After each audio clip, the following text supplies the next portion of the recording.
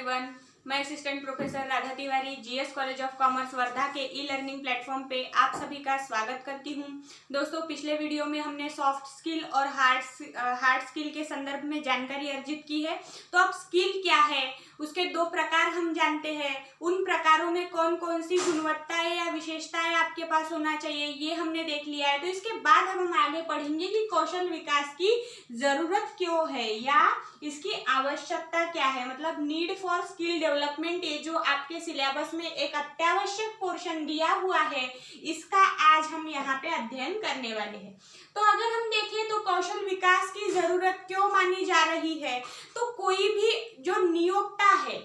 मतलब जो एम्प्लॉयर है, वो अगर अपने किसी एक स्किल्ड व्यक्ति को या स्किल्ड पर्सन को, मतलब कौशल जिसके पास कूट कूट के भरे हुए हैं, ऐसे व्यक्ति को अपने कार्यस्थली में नियुक्त करना चाहता है, तो वो चाहता है कि उसके स्किल का प्रयोग करके उसका जो व्यापार है, व्यवसाय है, वो वृद्धिगत हो। साथ ही साथ अगर हम व्यवसाय या व्यापार की बात न करें, एक व्यक्ति के रूप में कौशल विकास की जरूरत को देखें, तो हर व्यक्ति चाहता है कि उसकी एक अलग पहचान हो,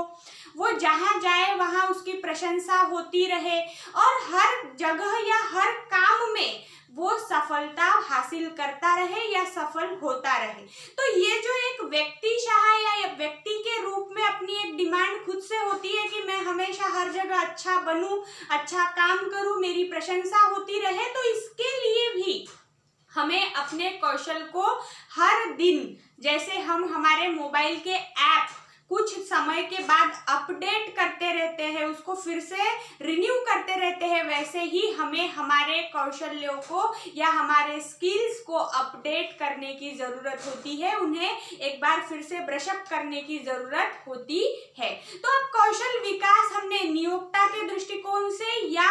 एक व्यक्ति के दृष्टिकोण से क्यों जरूरी है, ये देखने के बाद अब हम कुछ घटकों का यहाँ पे आधार लेंगे, जिसके दम पे आपको समझ आएगा कि कौशल विकास की जरूरत क्यों मानी गई है। तो सबसे पहला आधार है या जरूरत की यहाँ पे जो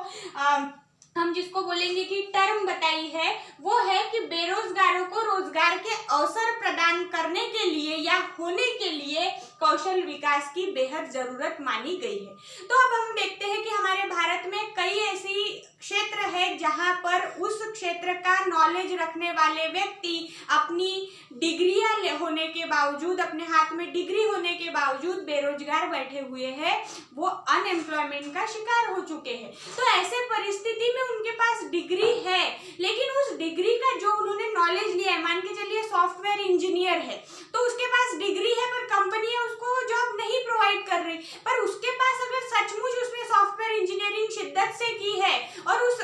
क्षेत्र का संपूर्ण नॉलेज उसके पास है, तो वो खुद का एक व्यापार शुरू कर सकता है, बिजनेस शुरू कर सकता है। उसको जरूरी नहीं है कि वो दूसरों के ही मतलब नौकरी के दम पर अपना एक डिग्री का उपयोग कर सके। तो ऐसे परिस्थिति में अगर हमारे पास कौशल है, स्किल है, तो हम उस स्किल का आधार लेके अपनी बेरोजगारी को रोजगारी में तब्दील कर सकते हैं। इसीलिए कौशल का विकास होना बेहद जरूरी है प्रिय छात्रगणों, जिसके आधार पर आप बेरोजगारी को कम कर सकते हैं, उसका जो रेट है उसको गिरा सकते हैं। उसके बाद है उन्नति के अवसर। अब उन्नति के अवसर में कौशल विकास क्यों महत्वपूर्ण माना जाता है या कौशल विकास की जरूरत एक उन्नति का अवसर मान के क्यों की गई है। तो अगर मान के चलिए मैं किसी जगह पर कार्यरत हूँ, किसी एक कंपनी में कार्यरत हूँ, तो उस कंपनी में अगर मुझे पदोन्नति चाहिए, मतलब प्रमोशन चाहिए, तो मुझे दूसरों से कुछ अलग मेरे पास है, मेरे पास हमेशा ज्ञान ज्यादा है, साथ ही साथ काम करने की इच्छा ज्यादा है, अच्छी भाषा शैली है, ऐसे कौशल वहां पे प्रदर्शित करने पड़ेंगे। इसीलिए उन्नति अगर करनी है तो कौशल विकास करना निरंतर जरूरी माना गया है। इसीलिए यहाँ जरूरत का दूसरा मुद्दा हमने देखा, उन्नति के अवसर हासिल करने के लिए। उसके बाद तीसरा पॉइंट अगर देखते हैं तो अकुशलता को कुशल बनाने हेतु कौशल विकास जरूरी माना गया है। अब ये तो समझाने की जरूरत नहीं है कि अगर अकुशल है तो उस अकुशल व्यक्ति की मांग कोई करने वाला है क्या? बेशक नहीं करेगा। तो जब अकुशल मतलब अनस्किल्ड व्यक्ति खुद को स्किल्ड में तब्दील करेगा, मतलब एक कुशल व्यक्ति में अपना वहां पे वो तब्दील करेगा खुद के इसको मतलब उसके गुण विशेषणों में वो बदलाव करेगा, तो ऐसे परिस्थिति में उसके विकास के साथ साथ उसके लिए रोजगार के अवसर आ सकते हैं, उसकी उन्नति हो सकती है। इसीलिए अकुशलता को हटाकर व्यक्तियों को कुशल बनाने के लिए कौशल विकास की जरूरत मानी गई। फिर है गुणवत्ता के लिए, गुणवत्ता माने क्वालिटी। अगर अब जैसे इतने एग्जाम्पल में हमने ऊपर के इसमें देखा कि अपनी खुद की एक क्वालिटी हमें विशेष वहां प्रदर्शित करनी है जिसके आधार पे हम खुद को आगे रख सकते हैं, तो इसीलिए कौशल विकास निरंतर जरूरी है। फिर है आत्मविश्वास में वृद्धि के लिए। अब मान के चलिए कि मैंने एक बहुत अच्छा काम कर दिया, एक ऐसा काम अपने संगठन के लिए किया है जो कोई और नहीं कर सकता था, तो ऐसे परिस्थिति में जो मेरा नियोक्ता है, एम्प्लॉयर है, जिसने मुझे रोजगार दिया है, वो उस व्यक्ति ने मेरी भर भर के प्रशंसा की कि मैंने जो काम किया है वो आज तक का इस कंपनी में, इस फर्म में किसी ने नहीं किया है। तो उस प्रशंसा से क्या हुआ, मेरे आत्मविश्वास में इतनी वृद्धि हो गई कि मुझे काम करने की ऐसी फिर से ऊर्जा वहां से मिली कि मुझे मेरे कौशलों को फिर से बढ़ाना है और ऐसी प्रशंसा बार बार पानी है, ऐसा मेरे मन में ख्याल आया। तो इसीलिए कौशल विकास की जरूरत कहीं ना कहीं हमारे अच्छे कामों के द्वारा निर्माण होने वाले आत्मविश्वास में वृद्धि पैदा करती है, और ये दोनों एक दूसरे के लिए पूरक प्रक्रियाएं मानी गई है कि जब हमारा आत्मविश्वास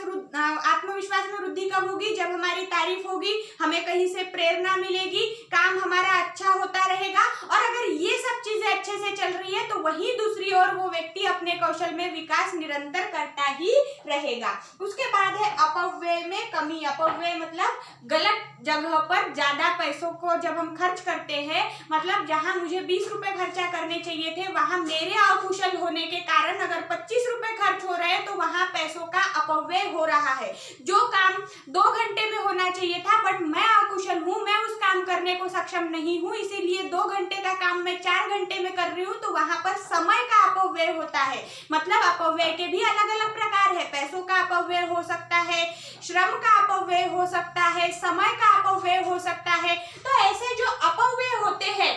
अगर हम कुशल व्यक्तियों की वहां नियुक्ति करते हैं तो उस अपव्यय में भी कमी दिखाई पड़ती है, और इसके लिए भी कौशल विकास जरूरी माना जाता है। फिर हमारा अंतिम मुद्दा यहाँ है कंपनी की आय और साख में वृद्धि के लिए कौशल विकास। अब कंपनी की आय और साख में वृद्धि, सबसे पहले साख में वृद्धि देखते हैं कि साख में वृद्धि क्या मानी जाती है। तो एक हमारा अलग परचम हो, मतलब ये कंपनी सबसे बेस्ट है, तो सबसे बेस्ट किस लिए है, तो उसका जो मालिक है उसके कारण तो है ही है, लेकिन वहां जो काम करने वाले कर्मचारी है उनके कारण भी कभी ना कभी साख ऐसी प्रदर्शित होती है कि यहाँ कर्मचारी जो है वो फुल्ली डेडिकेटेड है, मतलब पूर्ण रूप से समर्पित है, और पूर्ण रूप से समर्पित होने के बावजूद भी उनका काम करने का ढंग सबसे अनूठा है। तो ऐसे प्रक्रिया में कौशल्यों के कारण कंपनी की साख में हमेशा वृद्धि होते हुए हम देखते हैं, और इसी के कारण कंपनी की आय में भी बढ़ोतरी होती है। और ये सब यहाँ हमने देखा कि कौशल विकास की जरूरत क्यों है, और उसके अलग अलग मुद्दों के आधार पे यहाँ पे हमने स्पष्टीकरण लेने की या स्पष्टीकरण समझने की कोशिश की है कि कौशल विकास या स्किल डेवलपमेंट अगर हम निरंतर करते रहते हैं एक व्यक्ति के रूप में, तो भी हम कितना अपना मतलब अपने